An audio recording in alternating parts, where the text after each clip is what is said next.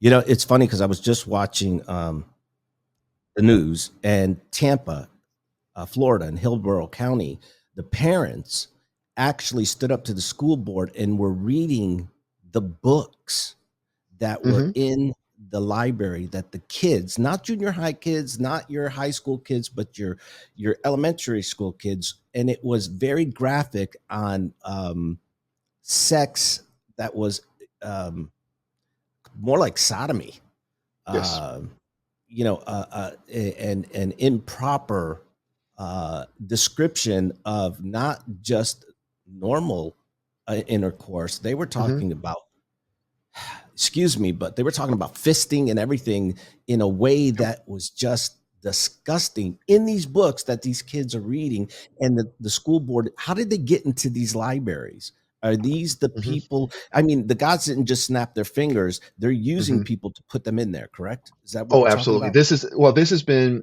this has been an agenda for so long. And we could trace it back. Jonathan Kahn does a great job. Like I said, go back, read the book. I don't want to steal all his thunder because he's got incredible things to say. But I had a friend, well, I should call him an acquaintance, that I knew fairly well. And he had been um, involved in the homosexual circuit in the 70s in New York City. Okay. He was in conversations in the 1970s in the gay community talking about how do we become mainstream? How do we take this movement, make it mainstream? And they wrote down an agenda. Now, I wish I could tell you all the agenda. He probably shared it with me. I've slept since then. You get that. But at the time when he's telling me this, early 2000s, it's not as big of a deal. We haven't legalized gay marriage. We haven't legalized. It hasn't become front and center as much at that point. So I wasn't paying much attention. I wish I could go back and talk to him. He's since passed on. But he's talking about, they had an agenda back then. How do we get this in? We need to talk about our history. We need to talk about, we need to make it normal. We need to educate people on what it looks like. And the thing is they have had an agenda for 50 plus years that I'm aware of. Now, who knows how long before that? That's just information from an insider that I learned. Now, Jonathan goes even further into it in the book and talks about some events that happened in New York City. And when you listen to them, I don't I don't want you to lose the shock value of them, or your readers to lose the shock value. Well, Because give us a little I would bit. Give us a highly little recommend. bit so we know what to Yeah, prepare because for, because now you got a lot of people yeah, asking questions like, is it saying that they purposely, that these people aren't gay, are gay? I mean, because that could open up another Pandora's box. But what is oh, the actual point behind that? Because you talked about one of the gods who created this mhm. rainbow Oh yeah, uh, yeah. following. Ishtar. Ishtar is one of the gods. She's known as Astarte, Ashtoreth in the Bible, and she turns into Aphrodite in the Greek and Roman world. And Ishtar was a goddess who was a gender changing goddess who wanted to separate the difference between men and women, who wanted the men to become more like women, the women to become more like men. She was a warrior and goddess of war, but she was also a god of love and intimacy. You go into it, it's unbelievable what she was, and you look around and it's like, oh my gosh, everything her cult was about is happening all around us. Being involved in it. She had temple prostitutes who were castrated, who were there available for sexual acts to be done with them. She had their descriptions of these different sex acts on the walls of her temples. Her women were encouraged to dress more butch and look more like men. And these are things that happened in the process of her worship. She had a festival in the month of Tammuz, which turns into our month of June. These are things that people Well, that are asking the festival was wrong based on, questions. though, which is Gay Pride Month, okay, Hmm. but was based on, and she was not. She had a husband who passed away, I guess you said, and he was Hmm. resurrected. But under the terms of this resurrection, there was 1 month she couldn't see him, and that was in June. And so, what did she make happen in June? She wanted people to mourn her loss. She wanted people to mourn her loss of Tammuz, who she actually killed in jealous anger. And then during that month, then she celebrated his resurrection. and it was the resurrection of her ability to have him back. But she did that through her cult worship with an unrestrained sexual act. And like you said, the symbol that was her symbol was the rainbow. And so there's ancient texts, and Jonathan Cahn did such a good job of going into those ancient texts and running, who, how some of these things were talked about, how the rainbow flag would be flying in honor of Ishtar, how her parade and celebration would happen. I mean, there are just so many pieces to it, and you look at it, and it's like, oh my So goodness, what you're saying is there are this people was doing this. predicted Yes, thousands of years ago or hundreds of yeah, years ago? we're talking thousands. I mean, we're talking. I Thousands. mean, So we're ancient talking thousands of Babylon. years ago.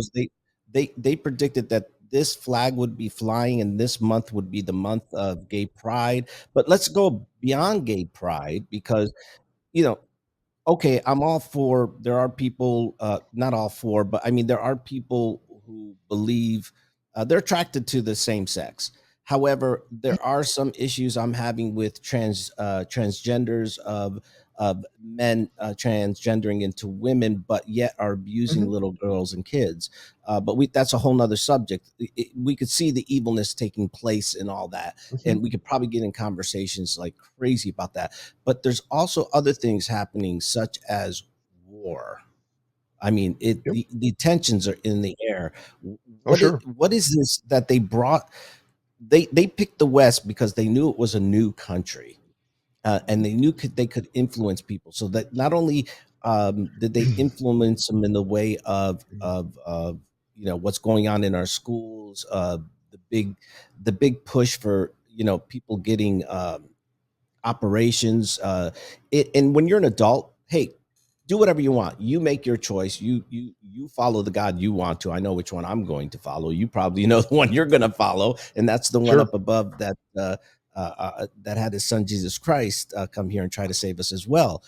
Uh, but whatever you do is, in that whole trinity of all that, or actually not trinity, Hmm. but in that whole case of Yeah. that is, do not use the kids who cannot make a decision for themselves yet, who are confused. Give them time to understand who they are and what they want, rather than just no different than we do in religion, right? When they're first born, we pick a religion for them. Because they Hmm. can't speak, they don't know yet, right? They haven't Yeah. learned yet. So we do the choices for them, and then we educate them along the way. And when they get old enough, they can confirm their own religion, their own identity. And we're not Hmm. concerned about this. But now this is just a small part of the other parts that are happening from like this lawless country. You can commit a crime, rape somebody, do whatever you want, and you're back on the streets. You can cross the border as a terrorist and do this, and you're out there. You can get arrested 100 times as an illegal immigrant and still be out on the street, a free man or a free woman, Hmm. doing whatever you please. So where does this all? Because eventually this is all going to implode somewhere. Oh, absolutely. Absolutely. And I mean, okay, I mean, there's so many pieces we could pull out of that, but the thing I mean, I still want to come back to they're being trained to worship just like a church kid or a Muslim kid or a Jewish kid is being taught to worship. I mean, these kids who are being gender changed, who are being indoctrinated into, various sexual acts and things. I mean, this is exactly what the cult of Ishtar did. They took the unwanted kids and turned them into priests. They took the kids who their parents would dedicate them to the temple, and I mean, they'd be castrated at an early age. I mean, these things happened in the ancient world. These are not new things. That's the thing that a lot of us don't understand. I mean, a lot of us want to think, oh, this is all, just brand new, and a lot of churches get on this bandwagon of, we gotta protest all this. And it's like, no, we've got to deal with who they're worshiping first, because if you don't change the who they're worshiping, you can't change any behaviors. So the key of what you're saying is you can talk about all these evil introductions, all these evil gods, all these things that are happening, but the focus is not to focus on them, because what you Hmm. focus on is what you draw yourself closer to, is Correct. to focus on what is going to save you at the end. And there's only one God, a Hmm. true God, who is there for you. Now, is this God, and I'm going to ask on behalf of Hmm. myself and all these people, because you hear he is the Almighty God, and with one point of his finger, he could destroy all this evil. He could change the world like he did in, Noah's days. He just flooded and clean this crap up. Let's get Hmm. rid of everybody. Put some people on an ark here. Um, why doesn't he do that? If he is the Almighty and he's got power over Baal Hmm. and Aphrodite and all these other people, or Zeus, why doesn't he just destroy the evil and bring the peace back? Why for Hmm. thousands of years? Look at Israel. Look at Ukraine. I mean, look at all the things that Hmm. are happening. Why? Why can't he Yep. just? Absolutely. I can. Let's tackle that. Let's tackle that because that is a big question in a lot of people's minds, and I think there's two answers. First of all, our God is patient and wants all people to be saved. So let's start there. Is He's long suffering is the word is the old word, meaning he takes a long time to wait for a long time to make sure that as many people as possible can respond to him. So that's why he doesn't end it in a moment. Because right now, if he did that, there'd be a lot of people who wouldn't have a chance to know him. So there's the Yeah, first give me part of some it. time, God. Give me Yeah. Well, all of us, right? correct, The correct. second thing, None of us are without sin, right? correct, correct. The second piece of this, and I heard this quote. I wish I could give credit where credit's due, but the guy said the reason evil still exists is because the church hasn't fulfilled its role. Hmm. God put us. Elaborate on that a little bit more. Okay, That'd I'm be going fun. to. I'm going to. God put each of us who believes in Jesus Christ, each person who calls themselves a Christian, on this earth, start bringing his kingdom into this world. And when we talk about God's kingdom, we talk about peace, we talk about patience, we talk about love, we talk about unity, we talk about goodness, kindness, gentleness, faithfulness, we talk about self controlled individuals, we talk about mercy, we talk about grace, we talk about justice, we talk about right living and righteousness. I mean, we talk about all of those things, and as Christians, our responsibility is to bring those things into the place. And I mean, I didn't say truth, but truth is another critical piece of that. And so, all of those pieces are the things that the Christians are supposed to be bringing out, and those are the things that bring healing into this world. I mean, what's how do we deal with it with all of this evil in the world? The church stands up. The church unleashes itself. I mean, that's one of the things that I mean. God gave me a phrase a couple years ago, and it's become my mission.